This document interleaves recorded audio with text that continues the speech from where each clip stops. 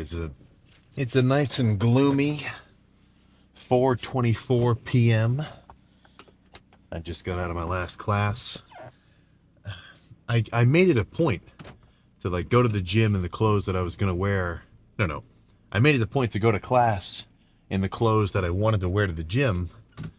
I didn't foresee that by the time I get back, my pants and my shirt would be drenched.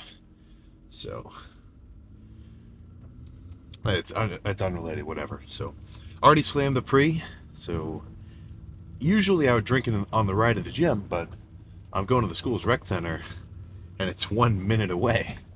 I mean, if it weren't for the rain, I would just ride my bike over there, and there would be no car talk. It would just be just a pre-workout kitchen talk.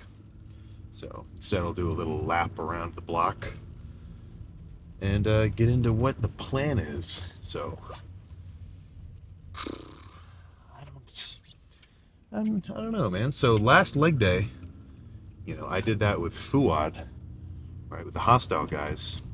And typically I've been doing legs all hamstrings first. So I do 8 sets of hamstrings, 8 sets of quads, working sets, I mean.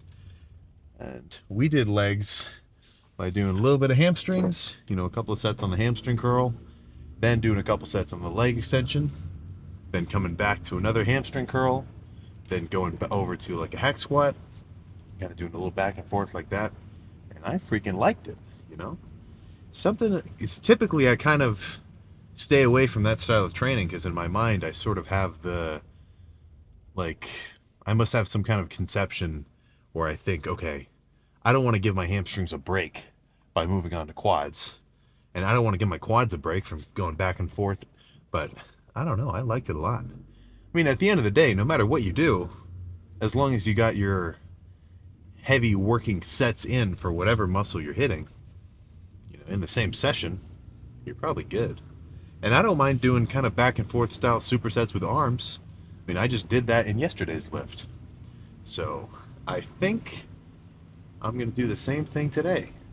Probably in the almost pretty much the exact same style as yesterday's arm day. I'm still going to do 8 total working sets for hamstrings and 8 total working sets for quads. But, I think I'll do maybe 2 sets of hamstring curls, then 2 sets of leg extensions. I think that's definitely going to be the opening movements. But after that, I mean, I'm freaking, I can kind of just do whatever. Like, hamstrings is already, I kind of know what I'm going to do. There isn't a lot of variability. Because this gym only has one kind of hamstring curl. But maybe I'll throw in some RDLs too. I wouldn't mind that. So hamstrings is probably just going to be mainly the hamstring curls and then some RDLs. But quads, this is one thing I've been kind of thinking to myself too. I think I've been lacking in pressing movements for quads. But not for no reason, because I've made some pretty significant gains purely with, mainly leg extensions. But, in the spirit of changing up my training, I think, there's just a different burn too with squats and hacks. And there is a leg press here that I don't mind. Typically, I'm not really a huge leg press fan.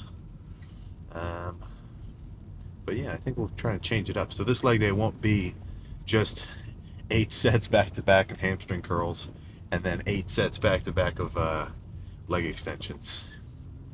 Now, in terms of the weight for squats, I don't know. I'm not exactly sure. I don't want to push it so hard that I kind of re-tweak my, my adductors. Pretty much kind of like my groin area.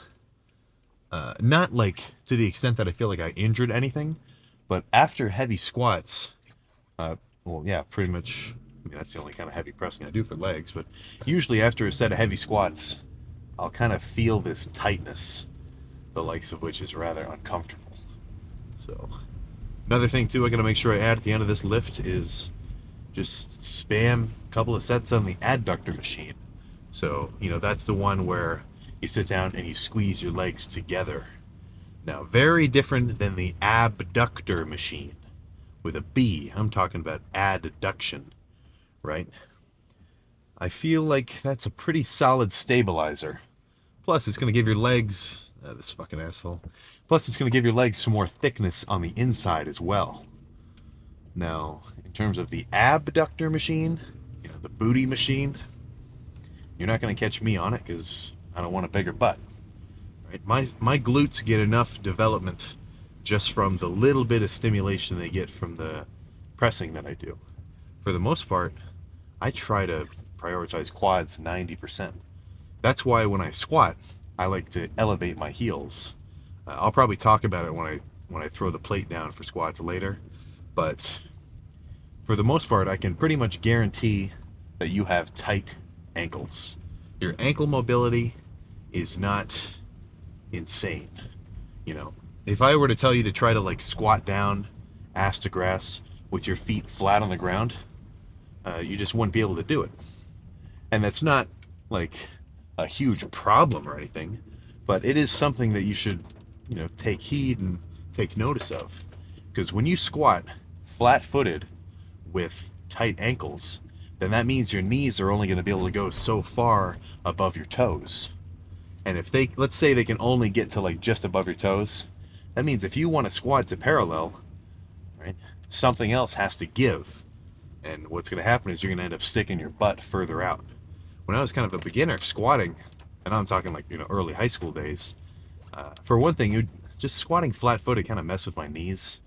I didn't know that for whatever reason, my whole little setup in terms of my lower body likes a narrow stance squat that feels good for my knees. But I didn't take into account the fact that I had tight ankles. So every time I would squat, sure, I'd get some quad fatigue, but my glutes would just be on fire because, I'd be mainly bending at the waist. Like that's kind of a classic power lifter stance squat where they really bend over far. They've got the bar really low on their back. They're, in terms of just power, I mean, hey, I guess that's the way to do it, right? Activate your entire posterior chain. But the bodybuilder's squat, taking a ton of inspiration from Tom Platz on this one. I'm trying to get only my quads working, right? Keep a relatively upright torso. Now, I'm not completely upright like what really comes to mind is like the Chinese Olympic weightlifters. Now, they're usually doing, snatches and clean and jerks, but when they squat, their shoulders are like directly above their waist. And one thing that I'm certain helps with that, apart from the fact that they're kind of selectively chosen because they have the right proportions. Now I'm getting on a little bit of a tangent, but those guys have very short legs compared to their torso. But the fact that they have pretty good, or really good, ankle mobility allows them to squat like that. So let's get out of this little pre-lift chat and just, I'm going to sit there and warm up. Like I'll sit on the leg extension for a couple of sets light, sit on the leg curl for a couple of sets light before I actually get started, because I don't want to do any like working up sets. Like for me, I want to be, adequately warm, right? Get exposed to the weight quick enough where I don't really get fatigued. And then I can actually start the lift with those first couple of working sets. So let's just park this mofo and get in there. Okay, so slight change of plans. I'm gonna go straight from these first 2 sets of leg curls to squats. I love opening with squats when I'm extra strong. But this stack is kind of light, so I'll try to go a little bit more controlled with the reps and really just burn out. But then once I can only do partials, I'll try to do as many as possible.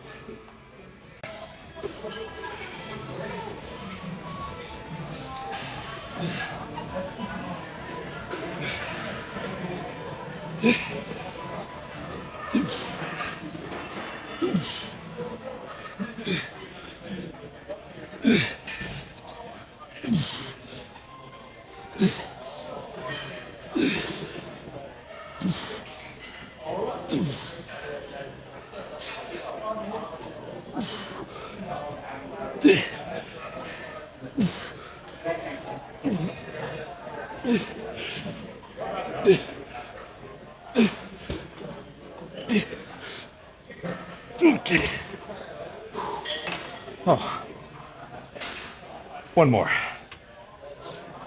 I feel like over time I've gotten gradually more comfortable with, basically going to failure. Like, I almost feel like the only thing stopping me rep-wise in terms of the set is the fact that I think to myself like, okay, I can barely even move it. It's probably good to rack it.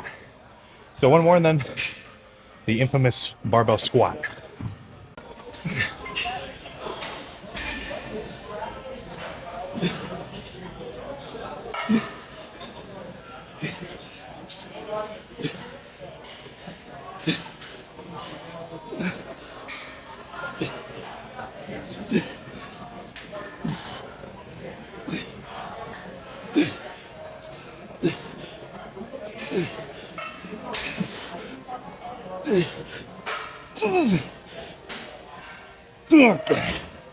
All right.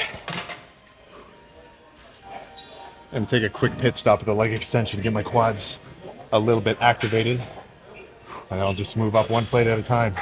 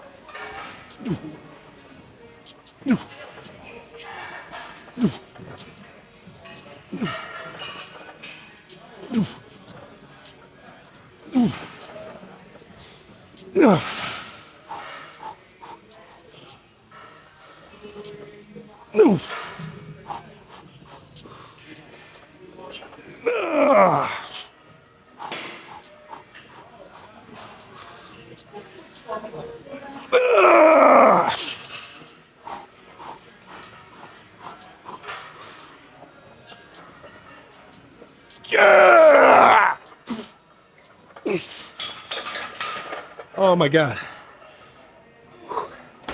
I'm not doing another set of squats. That was really good. That had to be 99.9% effort on that last one. I didn't think I was going to make it. Okay, let's get the fuck out of here, dude. My relationship with squats is passionate, but toxic. You know, we kind of cross paths, and then I'm done. Let's go do leg extensions. Fuck. There's no way I could ever approach that weight and rep. Well, I guess, I could approach that intensity, but it'd be lighter. Honestly, with squats, I kind of just do a one and done method. And I'm not saying that that's the way to do it either. That's just kind of what I like. So let's spam a set of leg extensions and then move back onto some kind of hamstring movement.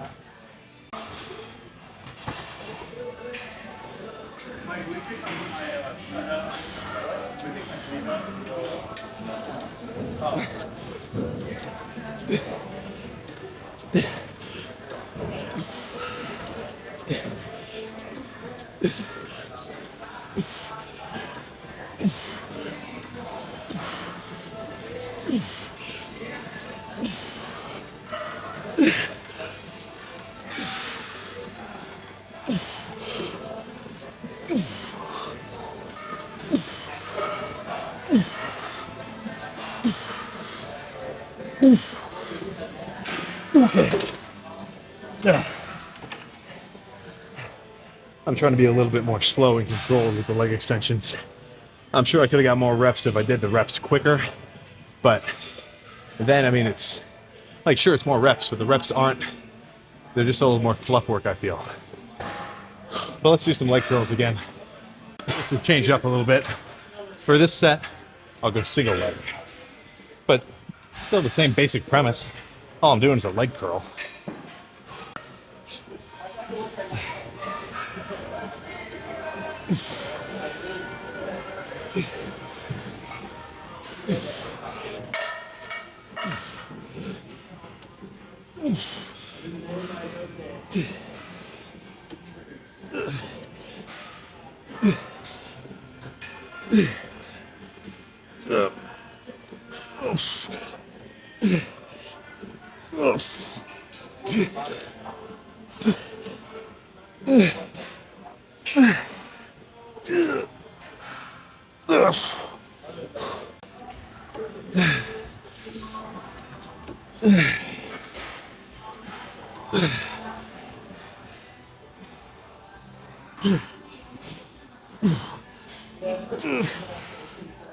Okay. All right. Let's do something for quads. I'm not sure what. Back to Old Faithful. But instead of double leg, honestly, this stack is so light, I almost don't get anything out of it. So instead, I'll do single leg. Let me see how this feels. What the There we go. Yeah. Single leg with just a touch less than the stack should be perfect. And I'll start with a weaker leg first. My left quad's slightly behind the right one. So let's say I get 20 reps and I call the set here on the left leg. Even if I could get 25 on the right, I'm gonna call it a 20 to help balance shit out.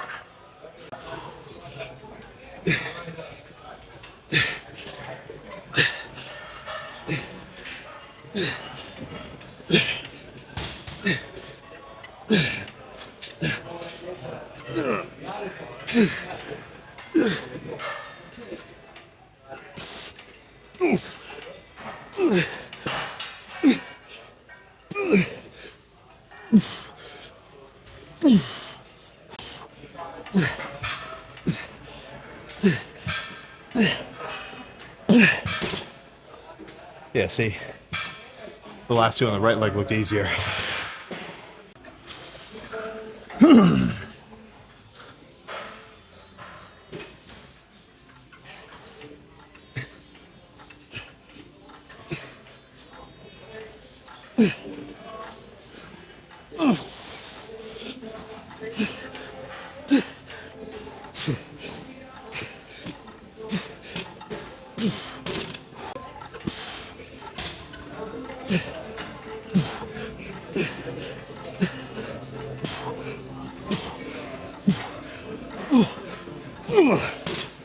Okay.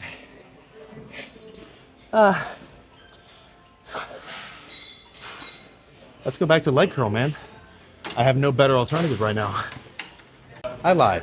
I'm not going to do hamstring curls seated for two reasons. For one thing, I already did it twice. I kind of want to change it up. And also, they're both taken. So this RDL machine will suffice.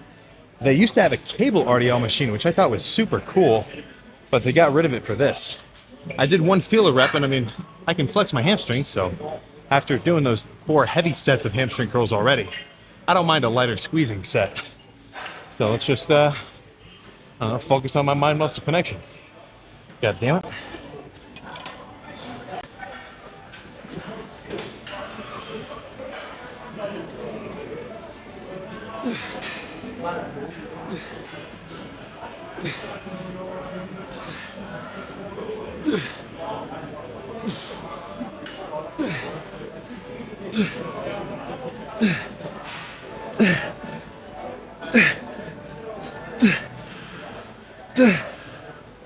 Okay.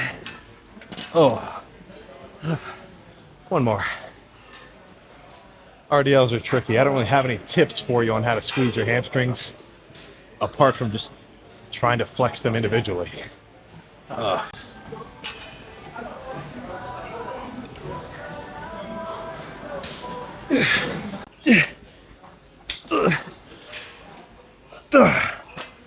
Okay. That's enough of that. Oh, fuck. I don't want to do leg extensions again, but I don't really have any other options right now. I'm not much of a leg press fan, but for whatever reason, I kind of like this machine. Something about the pivoting point of the seat. I don't know. Definitely not like a maxed out weight kind of set, but with the whole stack, This is gonna be burning by 10 reps.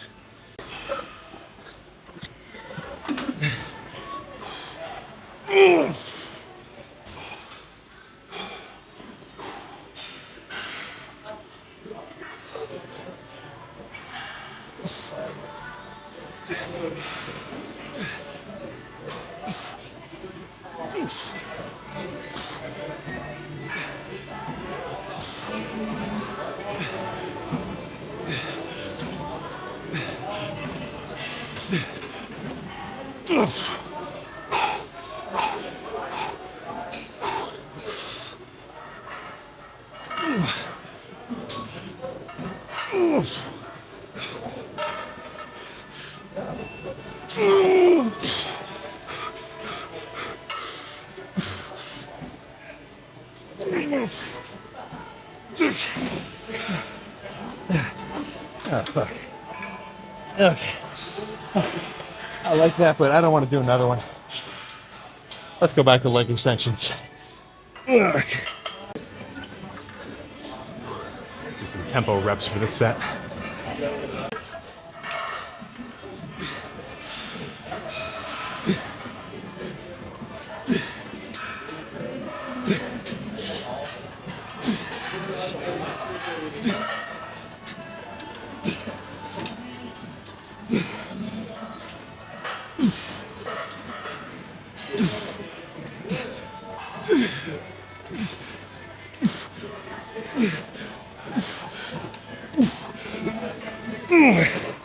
All right.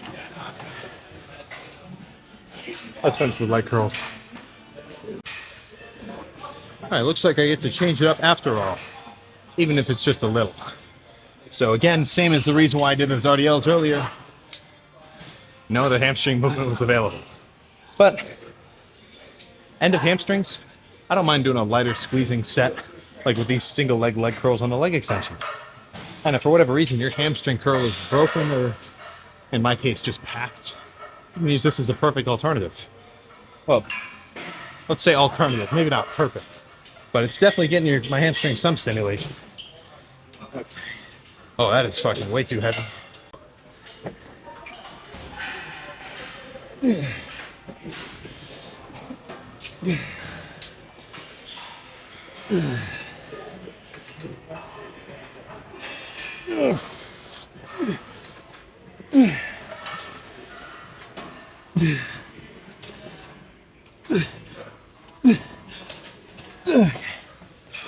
Okay.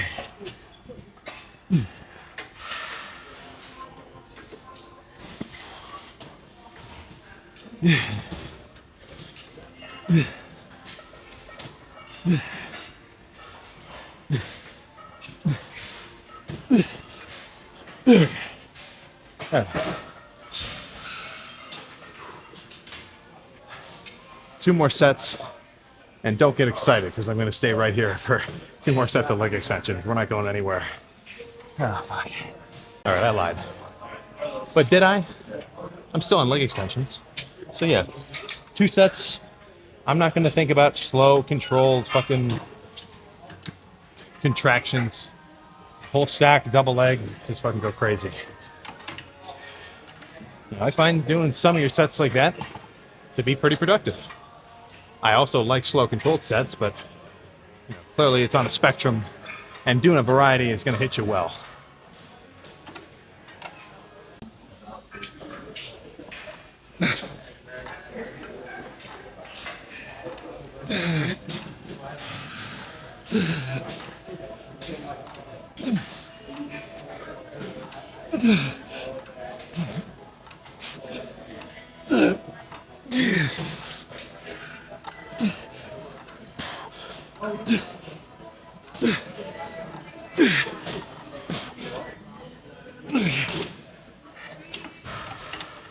All right, I lied. 1 more, and instead of double leg, I'll do 5 reps on the right, 5 on the left, go back and forth, and then be done.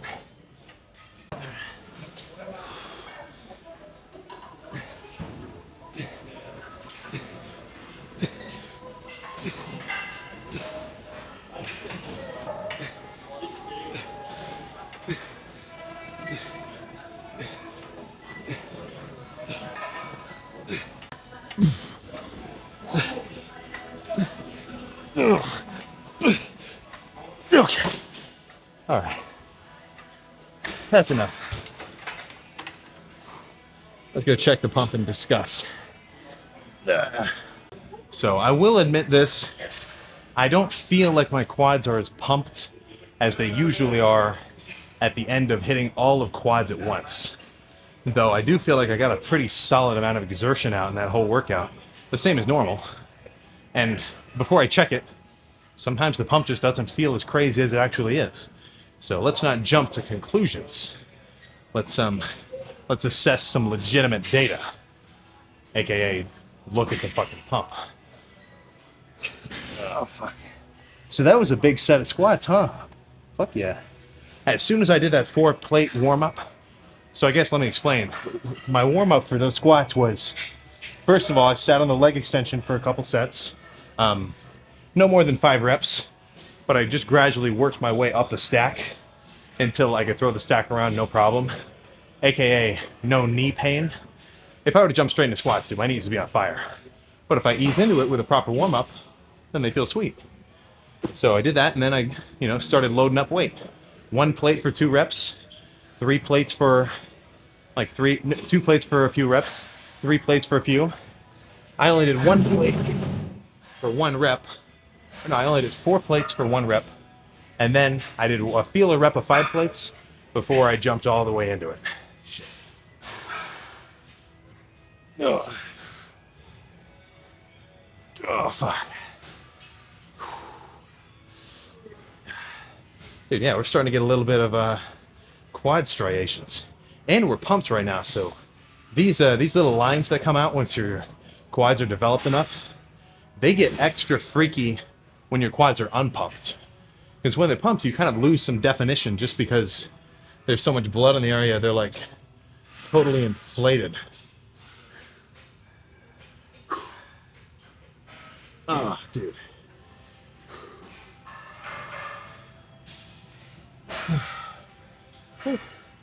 All right, so with that, legs is complete. I'm not going to do calves, not because they are sore, but because I'm in a little bit of a rush, and I took a pretty freaking long time to actually get started with today's leg day. Because as soon as I came in, I was kind of just yapping it up for a little while, chatting, which I do like, and I'd rather do that, before the lift. I don't want to be chatting mid-lift. I kind of had to shut some dudes down because I was listening to, it's an Attack on Titan funk remix, Betrayal on SoundCloud, and Betrayal 2. They both have their own individual qualities, but I'm trying to turn that up to the max and listen to it for a minute before I actually do my set. And this one guy kept trying to kind of make some small talk, which I got no problem with, but I had to tell him okay, I actually need to get hyped up right now. I'll just wait 1 minute, But I'm extremely satisfied with that set of squats. Adductors feel pretty good. Usually what'll happen is all up kind of in this area. Not way up here on the groin, I'm talking kind of upper quadrant hamstring / adductor. It'll get a little tense. And sometimes I'll even feel it squatting 2 or 3 plates, which, in the grand scheme of strength, that's not that much weight for me to be hurting on, So I'm glad I didn't push it past 5 plates. I think that was just about the line that I wanted to get to. Because I'm not a power lifter, but mass moves mass. A strong muscle, no. A big muscle is a strong muscle. Some dudes are smaller than me and much stronger than me, so it doesn't go the other way around. A square is a rectangle, but a rectangle is not a square, so to speak. But, if you can move around a lot of weight, I'm inclined to believe you're going to have bigger muscles. So unless you're doing dedicated strength work, where you're trying to do 5x5s or 5-3-1s or whatever, which I do not mess with. Unless you're doing something like that, then I would say, especially in a bulking context, an increasing strength is going to be pretty much directly correlated, maybe a little bit off, with an increase in size. If you got a big back, you're going to be able to pull more weight on the pull down than a guy with a smaller back. So that would imply that if you're doing sets of, what I would call quote unquote bodybuilding sets, 8 reps to around maybe 20 as a hard working set close to failure. If you're working within those rep constraints and you're getting stronger over time, then you're probably getting bigger over time. So you want to do a weight where somewhere in that 8 to 20 range, you can actually hit failure. So when I put on a weight on incline bench or like we did today for squats, I don't want to push myself with a weight that's going to put me below that 8 rep range. For the most part, I never want to do below 8 reps. If I do a set of 7 and I have to re-rack it, that's okay. I mean, you're not going to catch me doing sets of 5. No chance. So I want to do as much weight as I can possibly do within that maybe 8 to 12 rep range as one of my strong sets. So 5 plates was about right. You know, maybe I could have done 5 1/4 for 8, but I haven't squatted for a while, so I think just 5 plates was the perfect amount of constraint to push me up to that line of intensity, but not go over it so far that I risk kind of fucking myself up. Right? That's how your training should be. So intense that you pretty much get as much as you can out of it, every lift, but not going for so much weight that you fucking rip your quads off. And in some instances, the difference between those two states is not massive. So the more training experience you have, the easier it'll be for you to really push yourself and not hurt yourself. You know, I always make jokes about kind of ego lifting a little bit. What I really mean is like ride the line of intensity. Now, don't go so crazy that you get hurt. That is fucking stupid. But anybody that's really pushing themselves, if they do tweak something, you just got to take it as it is. Regroup, reassess, come back stronger. But ideally, never get hurt and just make consistent gains. That's an ideal world. So, enough of this little speech. Let's put some pants back on and get in the car.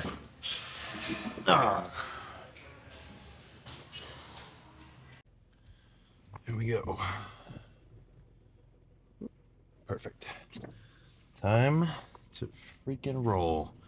So I am very satisfied with the intensity of that leg day. I will say hamstrings was a little lackluster, just because those seated hamstring curls are not, they're just not that good. They really don't even come close to as good as the like Life Fitness or Cybex hamstring curls. I think I'm thinking of the seated Life Fitness machine and then the laying Cybex curl.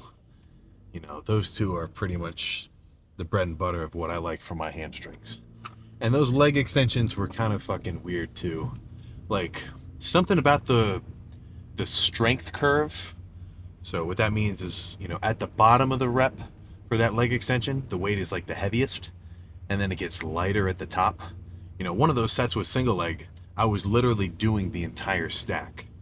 And it was not just because I'm crazy strong. Like, that's not what I'm saying. The stack was legitimately, like, pretty light. Something, I mean, that seems kind of strange. Like, you shouldn't just be able to do the stack. I know I'm kind of talking from, like, a privileged perspective, but you get what I'm saying. I kind of wish the stack was, like, an unobtainable thing. You know, when you use a barbell, you can load up more weight than you could ever move. So, I don't know. Maybe that's just the ego lifter in me talking. Because, I mean, like I just did, or not like I just did, but some of those sets were, you know, light, slow, controlled, going for more of a squeezing kind of burn. But on the opposite side of that spectrum, man, I also want to lift some freaking crazy weight. I will say this, I'm freaking feeling my adductor just a touch. So I do need to make sure I get some more adductor work in, that's for sure. Is this? Oh, I thought the guy was trying to go straight. But again, didn't have time today. Maybe I'll add adductors in tomorrow. I'm going to my cousin's wedding, so I'm gonna be at a whole new gym tomorrow. I'm not really sure where. So, hey, keep an eye out. Maybe you'll see me. I'm not gonna dox myself, but I'll be somewhere. I don't know. I'll find some kind of cool gym. But that'll be kind of funny. I didn't get a suit like tailored. I guess I probably should have. That would have been cooler.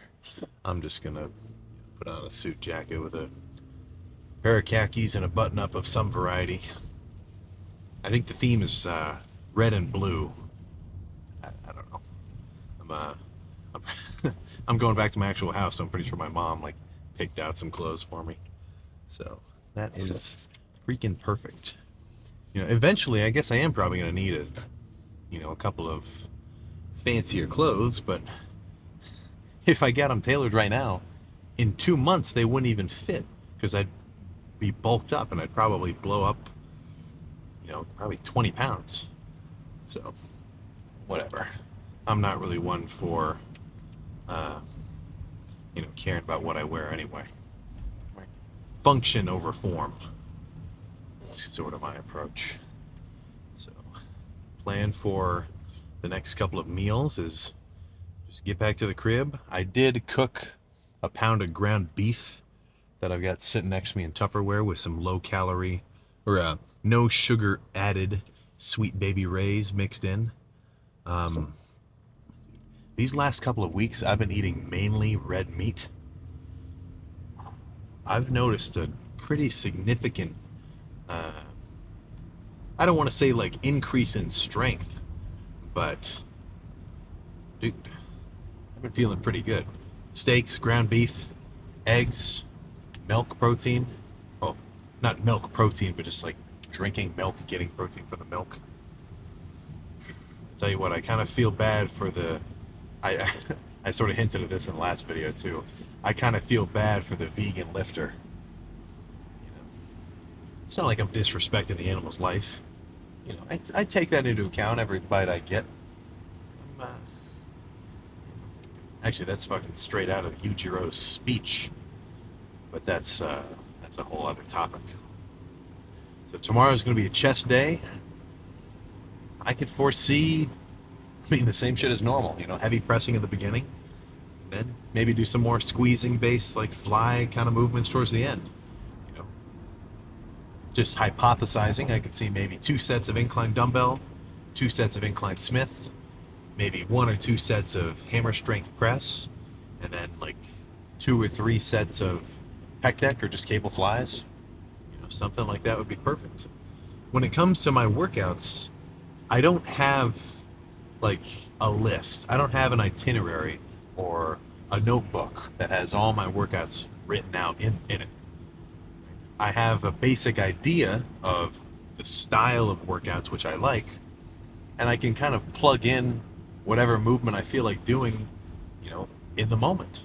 So chest, I like starting off with heavy pressing, at least for those first, 2 or 3 sets. I want those to be pretty heavy. And then honestly, for the rest of the chest day, I can kind of do whatever. If maybe for whatever reason I just want to do a ton of flies, then after those 3-ish sets of heavy pressing, I could just go span pec deck, cable flies, stuff like that. Get a huge pump, love it. And if for whatever reason, I start doing incline barbell bench and it just something about it clicks and it just feels super good, I could sit there for 7 sets and then maybe finish with 1 set of pec flies. But for the most part, you're never going to go wrong with some heavier sets in the beginning of the workout. 8 to 12 reps actually approaching, if not reaching, failure. Only rack it once you've really done a good set. That's sort of a easier way to look at it. And then, towards the end of the lift, maybe you could get up towards 20 even. I've done sets up to like 30 reps where, it's lighter, really getting a burn, pumping up whatever muscle I have to be hitting. And going to check that shit out. So, and then, that's kind of how I've been liking going about it. But it's so many different styles of training are going to give you results. There's not one way to go about it. Now, I'll say this, across any style of training, the harder you go, the better results you'll get. It's not that complicated. You can cut down a tree with an axe, with a saw, with a chainsaw, whatever. As long as you got some power behind it, it's going to come down. Now, there's quicker ways to do it, and you can kind of tailor it to yourself, but for the most part, you'll never go hard. You'll never go wrong going hard. I don't think that's not groundbreaking information either. I'm just I think it needs reiterated because people will kind of be thinking about, oh, what new split should I try? What new workout split? What new chest workout is going to give me the results that I want? Dude, so many things work, right? It's a little bit silly to think about when you see two dudes who are both jacked arguing that their way of training is better than the other guys. And they're both fucking seriously muscularly developed, right? It kind of, sometimes I feel like you kind of have to take a step back and realize there's different ways to do this shit. And you, specifically, you need to try to figure out what's going to work best for you, for your specific progress, for your specific set of circumstances. Let's say you can only get in the gym, 3 days a week. Uh, well, I don't know. I haven't really had to think about that situation. I don't know what the best way to go about that style of training would be. But, maybe you got to do chest, back, and shoulders on the same day to kind of accommodate that lack of frequency. So maybe you got to cut the volume. Really all I'm trying to say is you got to try shit for yourself. And if you try something for about a month, assuming you're, eating a solid amount of protein, getting your calories in, getting a good amount of rest, staying well hydrated with electrolytes, taking your vitamins, whatever, trying to optimize everything else that you can, then if you notice an upward trend of progress, badass. And if you don't, fuck it, try something else. So I think that's pretty much all I have to say. So I'm gonna keep driving, eat this food, go home and go to bed. I will see you next time for chest.